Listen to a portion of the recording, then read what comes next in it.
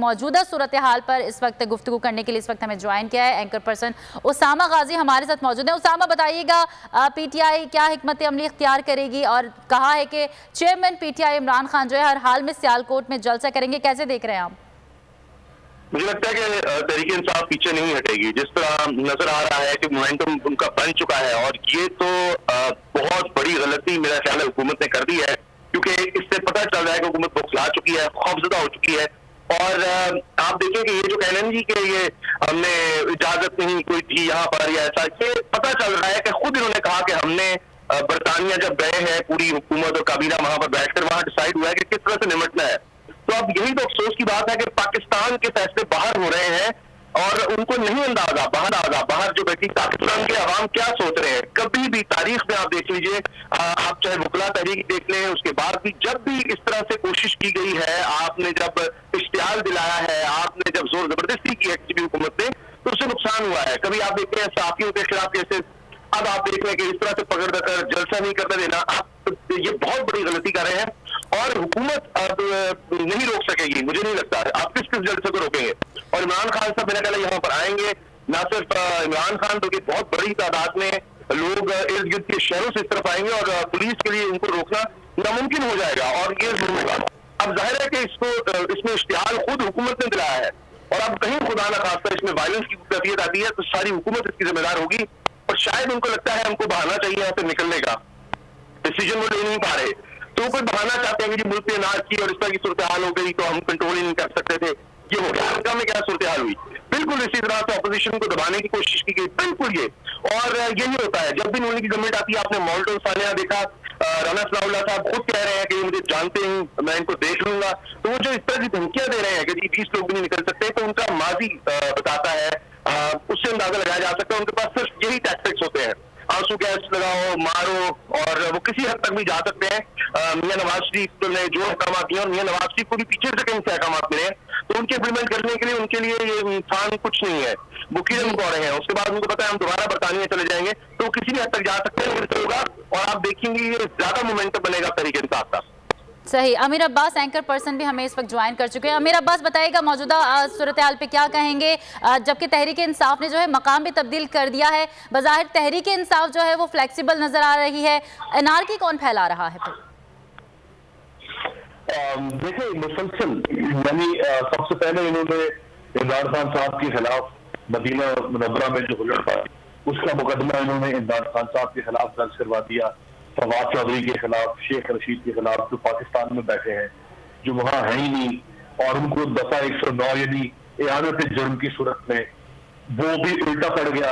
यानी बजाय ये कि इमरान खान के खिलाफ लोग जाते, लोग हुकूमत के खिलाफ चले गए और वो लोग जो इमरान खान के मुखालिफिन हैं, जो हुकूमत के हामी है, उन्होंने भी उस FIR पर तनकीद की कि इस किस्म की इंतकामी FIR मत करें। फिर उन्होंने ऐलान कर दिया कि हम इमरान खान के खिलाफ, डिप्टी स्पीकर के खिलाफ, गवर्नर के खिलाफ और प्रेसिडेंट के खिलाफ आर्टिकल 6 का, उस पर भी लोगों ने इनके ऊपर तनकीद की, किसी ने उसकी हिमायत नहीं की। एटलार्ज अक्सरियत लोगों ने हुकूमत की मजम्मत की कि आप इस किस्म के सियासी मुकदमा कायम कर रहे हैं। फिर इन्होंने कहा कि हम चूंकि इमरान खान ने फौज के खिलाफ बात की है तो हम वो मुकदमा कायम करेंगे इनके ऊपर। तो भी लोगों ने इन्हें कहा कि भाई आप तो खुद फौज के खिलाफ मुकदमा कायम करते रहे, तो आप किस मुंह से इमरान खान के खिलाफ बात करें। अब चौथा काम उन्होंने ये कर दिया कि आज उनका जलसा है और आपने बकौल तरीके साथ हमें गुज़श्ता कई दिनों से DCO की जानिब से ये कहा गया था, इजाजत दी गई थी, निगरानी करवाई जा रही थी कि आप यहाँ जलसा कर सकते हैं। अच्छा, मैं आपको बताऊं कि ये जो सूरत हाल है ना, ये जलसों की नकात की, ये हर दौर में होता रहा है।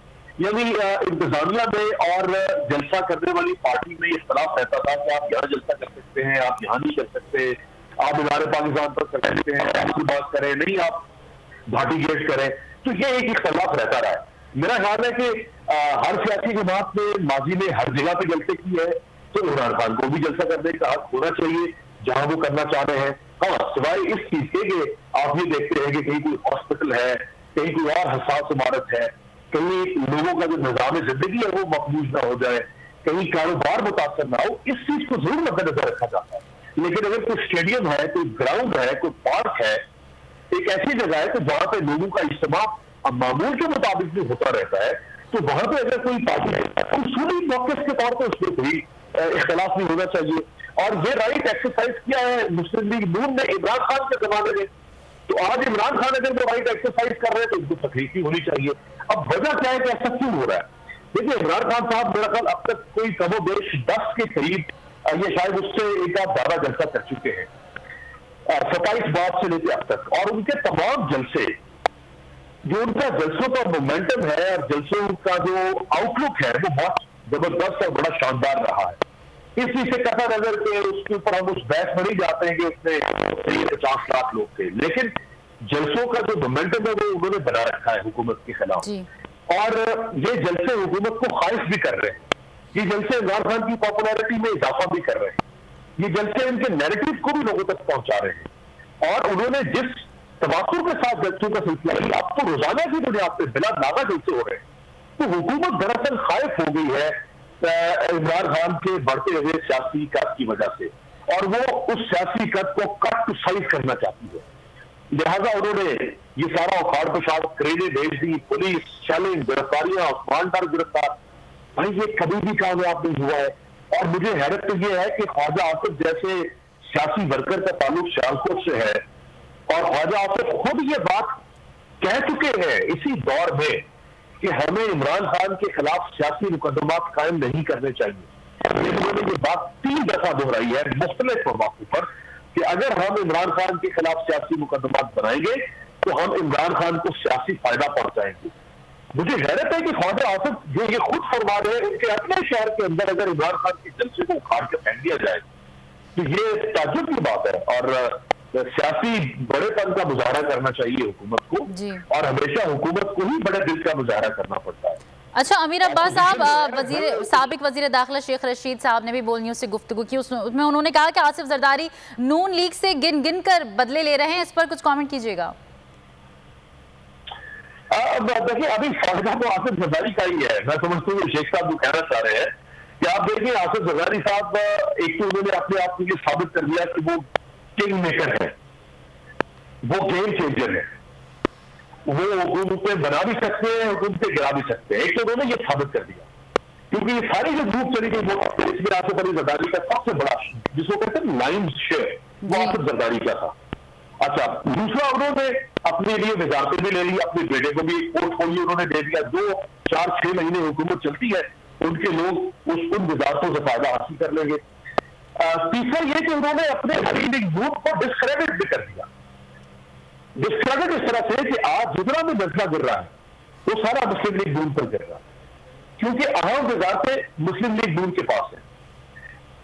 प्राइम मिनिस्टर मुस्लिम लीग नून का है, पंजाब में हुकूमत नून लीग ने बना ली है, तो जो दंड पड़ेगा, जो महंगाई का ताना मिलेगा, जो गुर्बत का ताना मिलेगा, जो बैड गवर्नेंस का ताना मिलेगा, जो नफ्सा नफ्सी का ताना मिलेगा, वो ताना नून लीग को मिलेगा। और आसिफ अली जरदारी साहब पीछे बैठ के खामोशी से उन्होंने इमरान खान को भी आउट कर दिया, उन्होंने मुस्लिम लीग नून को भी चला के मजा खड़ा कर दिया, और उन्होंने अपने लिए 4 दिन की वजारतें भी ले ली। देखिए ना, वो तो पहले भी सियासत से बाहर, पॉलिटिक्स यही पावर से बाहर थे, तो अगर एक बंदा पावर से बाहर है और उसको 4-6 महीने के लिए भी पावर मिल जाए तो उससे क्या नुकसान हो रहा है? नुकसान तो उन लोगों का हो रहा है कि जिनका फ्यूचर बड़ा ब्राइट था। यानी मुस्लिम लीग नून 2022 फरवरी तक पंजाब में लीड ले रही थी, और अगर फरवरी 2022 में इलेक्शन होते तो इमरान खान साहब को फारिग कर देती पंजाब से।